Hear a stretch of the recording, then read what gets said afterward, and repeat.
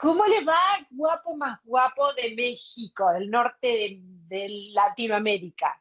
Hola, ¿cómo se encuentra, doctora Adriana Amado? Qué gusto saludarla. Espero que se encuentre muy bien, protegida del coronavirus.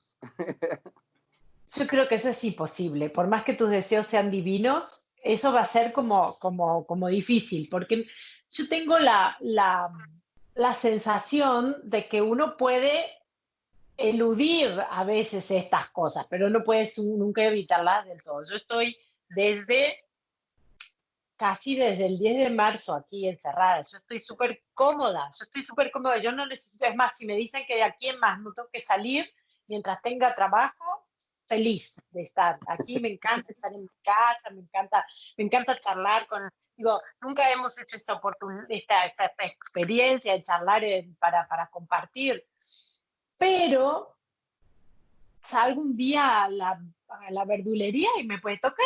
O sea, es No tan. sabemos. Y ese es precisamente, creo que uno de los puntos que compartimos, ¿no? El miedo a lo invisible, ahora sí que el miedo a lo desconocido, y cómo se ha comunicado o cómo se ha difundido este miedo, pero también la prevención. Entonces hay una confusión, creo que no muy clara. Entre te Sí. insertan tanto miedo de que dices, quiero vivir abajo de un búnker, o sea, como parásitos, quiero vivir en el búnker de parásitos, o, pero por otro lado, o sea, con todo de, bueno, todo está bien, no te alarmes, no caigas en pánico, pero si sales a la calle te mueres. Bueno, sabes que en eso es súper interesante la comparación de México y Argentina, que podríamos repasar entre distintas cosas, porque creo que de toda Latinoamérica, el país que más sobreactuó la cuarentena y el que más sobreactuó la no cuarentena fueron Argentina y México. O sea, Totalmente. nosotros empezamos la cuarentena antes incluso que Italia, casi. Y se enorgullecieron, ¿no? Con que eso, o sea, y cerraron todos los aeropuertos, no hay vuelos, no hay ni siquiera cartas por avión, no hay envíos, Uf. o sea, solo cuestiones de emergencia. Y obviamente la cantidad de casos es menor, pero el tema es que no es que, o sea, se mantienen constantes y ahora empiezan a aparecer casos en tú conoces la cantidad de barrios de marginalidad, de Claro, claro. amontonamiento de gente, que ahí, ayer mismo en la conferencia de prensa de las autoridades, reconocieron que eran, digamos, la cantidad de contagios en esas zonas eran altas. Con lo cual, creo que todos los países estamos participando de un experimento social en directo que ni Sí. siquiera al señor perverso de Black Mirror se le ocurrió y que solo al final del cuento vamos a ver. Porque ustedes ahora están en cuarentena. Nosotros está la cuarentena técnicamente hasta el 31 de mayo, según lo plantean las autoridades educativas y la propia titular del Ejecutivo, los niños regresan el 1 de junio a clases, sí o sí. Por No, ende, a nosotros el ministro de Educación dijo que hasta que salga la vacuna. O sea, que o- puede pasar, puede no. pasar. Pero mira, también yo creo que eso habría que valorar. En nuestro caso, estamos en el momento pico de la epidemia, de contagio local.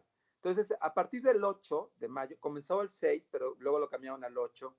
Del 8 hasta el 20 de mayo tenemos que estar encerrados, ¿no? Así porque si sales, de verdad te lleva el coronavirus así en forma de persona y te carga. Entonces, estamos como con este tema. Se plantea que del 20 al 30, lo cual no sé cómo el 31, no sé cómo lo vamos a lograr, ya la vida se regularice y el primero tiene que volver toda la normalidad. Así. Wow. ¿Cómo? Wow, nosotros por eso te decía que estamos en los extremos perfectos, porque justamente aquí lo que comunicaron ayer es que nosotros estamos desde mediados de marzo Ok, encerrados. ok.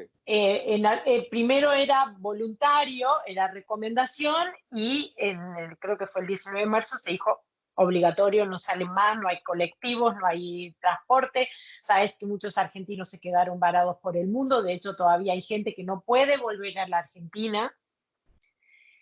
Eh, y bueno, los casos empezaron, somos el país con menos muertes, con menos víctimas, y eso está muy bien, o sea, eso es un gran Maravilloso. logro. Ahora, también pasa que hay otros países con números de víctimas similares al nuestro que no han hecho esto. Y sabes que, digo, no, sin desmerecer la Claro, medida de precaución, creo que también estamos aprendiendo que el aislamiento es uno, pero el aislamiento sin higiene, el aislamiento sin contención sanitaria, el aislamiento sin otras cuestiones, no funciona. Por eso creo que va a ser interesante al final del cuento, porque posiblemente, digamos, en Argentina los casos van a seguir contagiando, digamos, todavía no es que estamos en descenso. Lo que se ve en los países que tuvieron como el shock, ¿no? Es que en un momento, o sea, hizo pico, pero la curva cae. En países como el nuestro, que estamos en meseta, en algunas, digamos, por momentos tenemos la sensación de que la meseta, como dijo el ministro de Educación, va a durar hasta que salga la vacuna contra el coronavirus, contra la varicela, contra el mal de todo. ojo. O sea, Mira, claro, claro, o sea, y cuando los santos se alineen, ¿no? Pero acá, santos y los astros, todos, o sea, todos en comunidad. Pero todos, acá, todos. mira, esto es fuerte porque de una otra manera exhibe lo que desde el principio, yo alguna vez subí un tuit y decía, no nos hagamos a los mismos, esta pandemia, esta contingencia es desigual, exhibe las desigualdades y exhibe que no Uf, importa que digas que eres súper de izquierda, súper de derecha, súper de centro, al fin y al cabo, las clases populares siguen siendo las más afectadas. No sé, por ejemplo, ustedes tienen el tema de las villas, que las villas son famosísimas, y esa es aparte uno de los públicos duros que tienen el gobierno en turno, hoy en día el en turno, ni siquiera es el anterior, el en totalmente, turno, y siguen siendo el punto débil donde no han podido intervenir, ¿no? totalmente, totalmente. Nosotros tenemos problemas con el Estado de México, ¿no? Que la gente ha seguido en fiestas. Hay un video dramático que salió la semana pasada, dramático, dramático, de una madre que se brinca a un hospital porque no le querían dar el cuerpo del hijo y abrieron Wow, bolsas. O sea, entre que es fake news, entre que no es fake news, al final sí fue un hecho real, porque ya ves que todo se desvirtúa también esta vorágine de la información, no sabes en qué creer. Nos sigue exhibiendo que la desigualdad social no está respetando y que no la están atendiendo. Ahí está también un tema de gobierno, no son empresarios, ese es su gobierno, esas son bueno, autoridades. de hecho, yo, como te dije, para mí la cuarentena es confortable. Yo ya hacía teletrabajo, yo ya no tenía un trabajo de horario más que el de los medios y eso lo estoy haciendo, lo sigo haciendo telefónicamente. Es decir, que yo soy una privilegiada, Claro, pero claro. la cuarentena es un lujo para muy poca gente. Uf, Porque la señora que vende las tortitas en la plaza del Zócalo, el señor que venía a cortar el césped en las casas de mis amigos, esa gente, ¿sabes? No, incluso pasa algo interesante. Me contaba una amiga, te va a gustar la anécdota. Tú sabes que en Buenos Aires, en los alrededores, hay muchas urbanizaciones cerradas, que son como pequeños barrios que están con sus murallas, digamos, con sus cercos, tienen sí, un sistema interno que es como por country, como un un country club. en Country Club, exactamente. Bueno, entonces la gente que se quedó en el Country Club después no podía salir del Country Club. Pero claro, se prohibió que vayan la gente que cuidaba las piletas, la gente que cuidaba los jardines, la gente de limpieza, esa todavía al día de hoy, ya vamos más de 50 días, no está autorizada a trabajar. Entonces me decía una amiga que estaba en su casa del country con unos pastos así gigantes. Nosotros también estamos teniendo epidemia de dengue. Wow.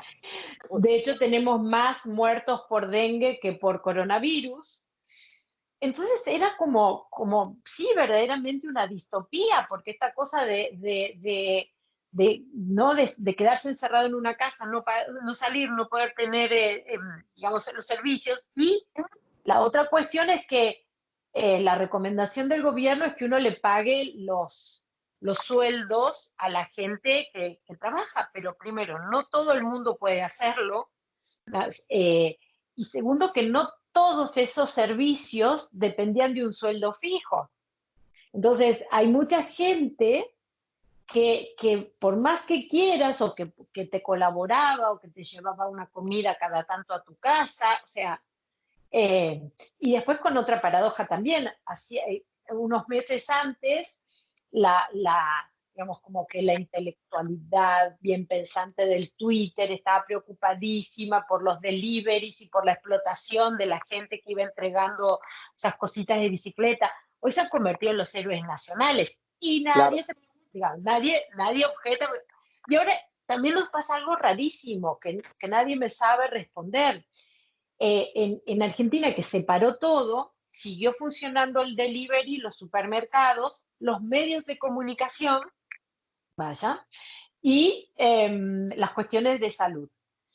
El personal de salud está con tasas más altas de contagio que el resto de la población. claro. Sí, Pero son los que ninguna saben. de las otras actividades, ni supermercadistas, ni periodistas, ni personas de delivery, ni correos que internamente funcionan, están más contaminados.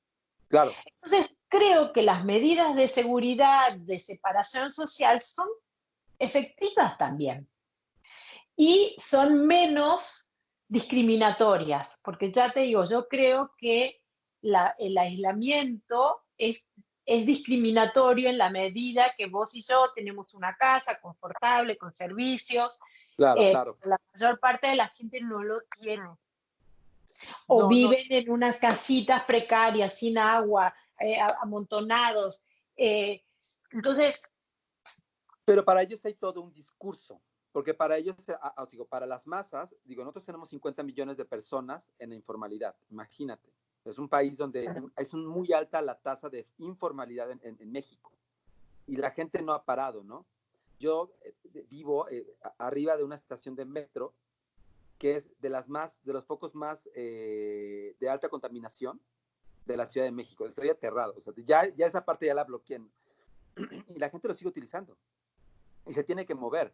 O sea, porque tampoco, ya iba la otra cuestión, se previno, mas no se ha generado conciencia también a largo plazo, ¿no? Porque la clase media que demanda servicios, ¿no? Ciertos servicios, tampoco ha parado con sus lujos. No toma, o sea, hay un porcentaje que tomó una conciencia, digo, en mi caso, yo le dije a mi amiga que me ayuda en la casa, te pago, no hay problema, pero hay quienes siguen como todavía en esa dinámica porque no han tomado conciencia desde su individualidad, ¿no? Desde su privilegio, cómo desestructurarlo. Por otro lado, y lo que te decía el tema del entretenimiento, considero que a las clases, al alto porcentaje de la población que sigue los medios tradicionales, se ha montado un tema de entretenimiento permanente, ¿no? Historias, ¿no? Mucho más complejas. Yo no me imagino cómo será ahorita un programador de televisión, de un canal de televisión, sacando todo el archivo y diciendo, tenemos que entretener a la gente, porque si no se nos van a salir a la calle. Se van a hartar. pero ¿y qué entretenimiento de qué tipo? Porque eso es súper interesante, porque ahí sí podemos encontrar una diferencia. ¿Qué están pasando las novelas de Verónica Castro? No, no, ya, por suerte ya pasamos eso. No, hoy todo se volvió, número uno, con me acuerdo estos datos que existen sobre el 80% de la población de América Latina tiene mínimamente un celular. Todo se volcó al mundo digital. Todos están en streaming. Bueno, tú y yo estamos haciendo streaming. El celular se volvió el arma número uno para tener acceso y conexión con el mundo. O sea, hoy sería interesante ver después las estadísticas y las cifras del aumento del pago en celular que va a tener la gente después de esto. Ahora sí que se Mm, cumplió otra predicción de Black Mirror. A través de tu celular interactúas con el mundo. No hay vuelta de hoja, ¿no? Y esto también, y eso sobre todo le está llegando a las grandes masas, que están migrando yo creo que analógico, a lo digital, al consumo digital inmediato, streaming de una manera súper neurótica y que se está afianzando entonces la famosa migración con Bueno, gente que... pero creo que eso mismo que señalás es el correlato obvio del aislamiento. O sea, la desesperación por seguir en contacto hace que incluso gastes más de lo que Claro, deberías en el tema de conexión. Pero lo que dices de la informalidad, aquí también es lo mismo, insisto, en la última conferencia mencionaron que parte de la ayuda extraordinaria que estaba dispuesta para estas personas más vulnerables no pudo ser entregada porque justamente es gente en la informalidad tal que ni siquiera tiene a veces un domicilio claro, o un documento. Entonces, eh, como que no terminas de resolver la cuestión, pero por otro lado la paradoja, a veces son personajes que son personas, perdón, eh, opacas para el Estado y para la sociedad, porque no están blanqueadas, no tienen su regularización impositiva o de documental, pero los celulares los ubican. Todos claro. tienen su numerito de celular. Entonces, quizás ahí es donde estamos, ¿no?, buscando registros y datos del pasado, cuando por ahí, aquí en estos nuevos consumos, hay una pauta de por dónde podríamos estar sacándole cosas, en el Oye, y sentido las fake news, de datos Ujú. y reconocimiento. ¿Y las fake news cómo les ha ido a ustedes? Porque nosotros sí hemos tenido bastantes momentos que dices, oigan, ya. Bueno, voy a partir desde algo. Quiero ponerte un contexto. Ha sido bastante surrealista o hasta absurda un poco nuestra contingencia. Fuera de eso, podemos proseguir. O sea, la caso México, la nuestra. Se nos han pasado cosas que decimos, ¿es en serio lo que nos está pasando? Y es real. Entonces tenemos como se nos ha vuelto más difícil diferenciar entre las fake news y entre la realidad. Es que Porque, yo lo que veía es que hay cosas que sin ser fake news son creencias, ¿no? Que la gente, por más que se lo desmientas, o sea, yo le puedo dar argumentos. Mi padre te sale con el complot del laboratorio, del virus creado, como muchísima gente, porque esa es una de claro, las fake más. Y por más que yo le diga, no, estos son pruebas, estos son datos, estos son... Entonces, lo que hay que pensar es que nosotros vivimos en sociedades muy desconfiadas, claro, totalmente. en donde alguien le diga que eso es cierto, la persona va a decir, me está queriendo engañar, ¿sabes? Entonces, no hay un peso de la verdad por la verdad. Entonces, aquellas cosas que son tan deliciosas porque se parecen mucho a mi peor prejuicio, la gente se aferra a eso, ¿sabes? O sea,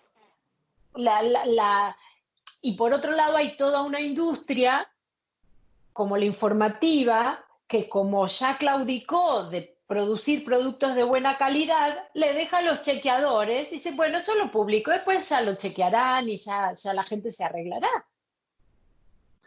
Eso, mira, tiene dos puntos, perdón Adriana que te interrumpa. Uno, esta claudicación o esta ya renuncia de los medios a generar contenidos, los periodistas están rebasados, Mm. rebasados absolutamente. Hubo uno que fue muy divertido, uno de los más importantes, que le dicen el teacher, imagínate la calidad. El teacher, que era el titular de Televisa, y fue el que publicó la primera fake news de la temporada, cuando dio por muerto al sobrino de Carlos, al primo de Carlos Slim. Murió de coronavirus, el primer muerto de México. Los ricos también mueren, imagínate. De repente lo desmiente y dice el señor, no hay ningún muerto por coronavirus. Y el señor está vivo en terapia intensiva por otro tema, ¿no? O fue, Bueno, a ver, la contracara de eso es que en Argentina se instaló que era una enfermedad de que traían los ricos que se habían ido de viaje. claro, también lo Entonces manejaron que por... la gente decía, yo no conozco a nadie que haya venido, no estuve con nadie que haya venido el avión, yo estoy seguro. O Claro, sea, claro. porque también eso es una desinformación. O sea, insistir en una causa que no es la única, también es desinformar. Y en ese caso, muchos de estos preconceptos que todavía quedan instalados en la sociedad y de hecho en muchos periodistas, ¿no? Porque diciendo, pero los periodistas comentan, pero qué raro que hay casos si no tienen contacto. Digo, ¿y dónde está dicho que solo la gente con contacto en el exterior? Obviamente es más propenso porque venís de lugares infectados, pero no es la única forma de contagio. Pero insisten en Claro, claro. eso y mucho de eso ha sido abonado por las propias fuentes oficiales. Claro, y ahí viene la construcción de las nuevas fuentes confiables, porque ahora la ciencia, sea la ciencia espiritista, santera, medicinal, herbolaria, la ciencia es la neta del planeta y nadie la puede cuestionar. Y digo, Bueno, por fin se logró, pero bajo ¿sabes que yo qué... tengo miedo? Porque la política, que estaba en su peor momento de confianza al inicio de la pandemia, se abrazó a la ciencia. Pero me Claro, parece que es claro, un abrazo de cobra, ¿sabes? O sea, es un abrazo de boa constrictora. claro, Y claro, la ciencia, que estaba con ganas de salir en la pantalla, dijo, qué bien, ahora somos importantes y hacemos... Cuando termine esto, ojalá nos vaya bien, porque si no, la política, que es la boa constrictor, le va a decir, fueron los científicos. Yo no hice claro. otra cosa que lo que no me mandaron los Claro, eso científicos. es peligrosísimo. O sea, estamos golpeando. Ya a la iglesia ya la estrujaron, la escupieron, la tiraron a un lado. No, ya no sirve. Ahora, nuestro nueva faro de la verdad absoluta de la ciencia, hasta que la muerte nos separe. Hasta que la muerte nos separe. Que nunca, nunca tan cierto, amigo. Mis respetos, voy a usarte esa frase. O sea, entonces es durísimo porque ahorita van a utilizar a los científicos y los científicos van a querer ser políticos. Terror al crimen organizado. Hay un ¡Ay, dicho, ustedes tienen eso también! bueno, nosotros tenemos problema con el crimen organizado también, pero el tema, claro, A ver, el tema eh, acá, eso es dime, importante. Te termina y después te pregunto, porque ¿qué pasa con el crimen organizado y el coronavirus? ¿Salen con barbijos los narcotraficantes mexicanos? sabes que yo creo que es el único mercado que no ha parado y sigue avanzando, pero el tema es como ahorita nadie lo puede, o sea, nadie tiene la atención no está en ellos ya no son el problema. Entonces yo creo que hay mucha permisibilidad, consideraría. Es muy difícil de tratar el tema en México, es muy complicado, pero me llama la atención que no se está hablando ya del narco. Pero regresando al tema de la ciencia, acá una de las cosas que planteaban o que se plantean los científicos es, bueno, hay un dicho en la UNAM, yo cuando trabajaba en la UNAM, decían, ¿no? Todo está bien hasta el momento en que la Facultad de Ciencias comienza una actividad política, porque ahí es cuando tienen miedo las instituciones, porque son los hombres de pensamiento, ¿no? Entonces ahora que quieran incursionar a la política como lo han permitido y les han dejado el campo libre, va a ser una lucha de poder, una nueva lucha con algo que tal vez no, creo que la política no la va a entender, pero la puede destruir. Mira, yo creo que estamos en un momento, y ahora sí mirando la película, más allá del coronavirus, del cual no es un punto de quiebre, es un elemento más en todo este panorama, ¿no?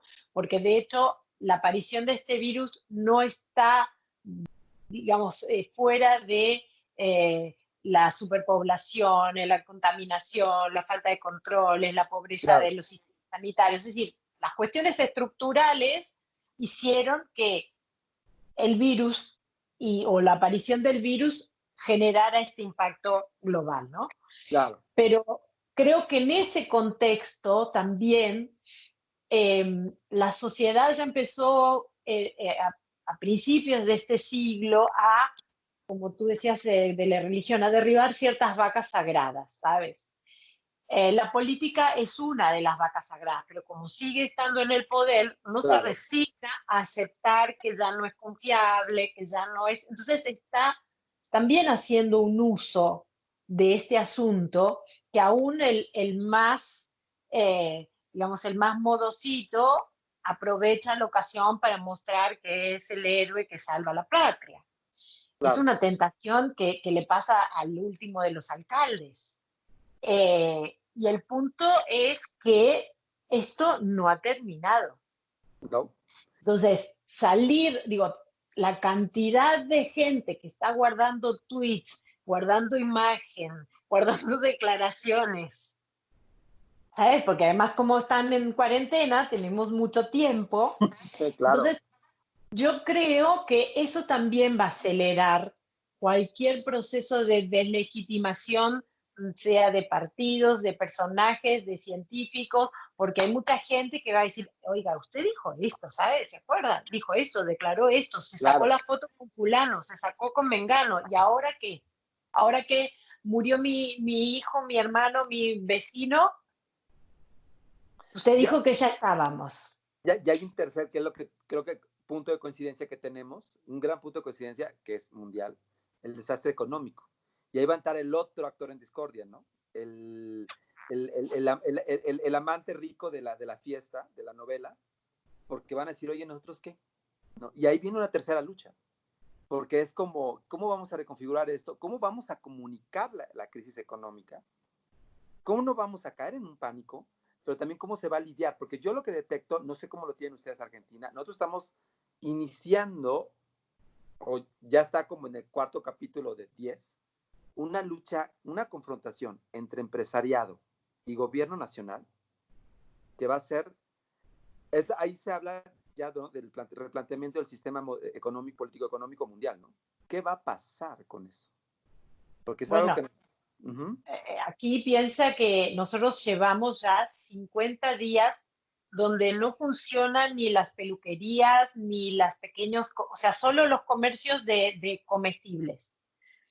Si bien nosotros tenemos un altísimo porcentaje de la población o cobrando subsidios del Estado o cobrando por trabajos en el Estado, que eso está contenido, lo cierto es que esos sueldos de alguna manera también lo pagan los impuestos. Imagínate, nosotros ahora tenemos el vencimiento de nuestra declaración impositiva. Uf, Argentina tiene un sistema que te hace pagar anticipo de ganancias. Tú pagas por los impuestos estimados que vas a ganar el año que viene. ah, Porque como estamos en un sistema de inflación, si uno pagara los impuestos del año pasado no estaría contribuyendo. Entonces hay todo un sistema perverso. Pero claro, hay gente que hace días que no está facturando.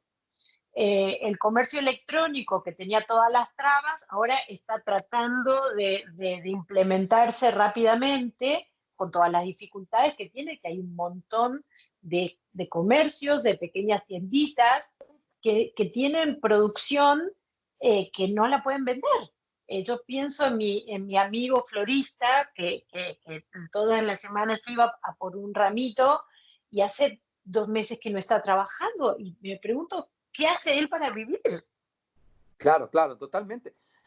Ahora, esta reconfiguración de los precios económicos, digo, habría que eso es a largo plazo, incluso habría que hablarlo bien con economistas, porque hay nuevos modelos de negocio que se han generado. El e-commerce vino a revolucionar todo, pero por otro lado, y no sé si tú tengas otro tema, me gustaría preguntarte, el TikTok. El TikTok como un fenómeno de la cultura, hazlo usted mismo. Pero el impacto que tiene la construcción o la deconstrucción de la personalidad, a mí se me hace, número uno, la gente se ha vuelto muy creativa, eso se las agradece que sean creativos, que seamos creativos. Yo no hago TikTok porque ya no me siento muy apto para esto, pero cómo estas herramientas le están empoderando, para mí, la palabra, con todo el cuidado, al ciudadano o a la persona a ser dueño de lo que produce, consume y hacia dónde se dirige. Pero no solamente eso. O sea, en Argentina lo que más creció en consumo de streaming es videoconferencias. El consumo de películas creció un 30%, el consumo de videojuegos creció un 10%, el consumo de videoconferencias creció un 1000%. Wow, yo creo que estamos paso por lo Y mismo. si ahora nosotros estamos en esta charla, no estamos viendo Netflix, no estamos viendo Apple TV. Entonces también eso cambia, también cambia el modelo del entretenimiento, porque yo estoy inventando mi entretenimiento. Y después Claro, cuando hagamos esto, también va a haber una persona que va a decir que hablaron estos dos locos, que ese rato no lo va a estar dedicando a consumir otras cosas. absolutamente. No, y eso hace que por ejemplo, la televisión o la computadora deje de ser una herramienta tecnológica, ¿no? Un dispositivo, y se vuelva tu punto, tu ventana de contacto con la realidad. Porque, Totalmente. porque ahora en los vínculos, ahora sí hablamos de vínculos digitales, porque incluso un amigo me decía, oye, te puedo hacer una llamada, te whatsappeo o te hago una videoconferencia. El nivel de intimidad y de relación, de interés, ahora se mide por la profundidad del clic, ¿no? Y entonces ahí te pregunto, para ir cerrando, porque justamente para las narrativas digitales la brevedad es un punto, Por favor. ¿son vínculos digitales o ya son vínculos sin adjetivo? Porque Bueno, mientras teníamos lo analógico, yo puedo decir, bueno, esta relación era virtual. claro, totalmente de acuerdo. Yo creo que los ahora se vuelven vínculos en general y han absorbido, porque ya la realidad se ha desfasado, o sea, estas dos capas de realidad que teníamos se han fusionado a un grado que somos 360 grados, diría Paquita Salas. Somos actores Paquita Sala. 360 grados. Mira, esta cita y esta idea de la telenovela y de los empresarios viniendo como el malo y los políticos y los científicos jurándose amor hasta que la muerte nos separe, creo que ya valió esta charla. Me encanta, Adriana. Qué gusto hablar contigo, de verdad. Un placer enorme. Vamos a seguir compartiendo ideas porque esto llegó para quedarse. Me encanta. Todavía hay muchos capítulos que contar. Exacto. Un amigo Bueno, fuerte. Abrazos, cuídate mucho, por favor. tú también, qué lindo verte. Estás guapísimo. Igual, querida. Bye, besito.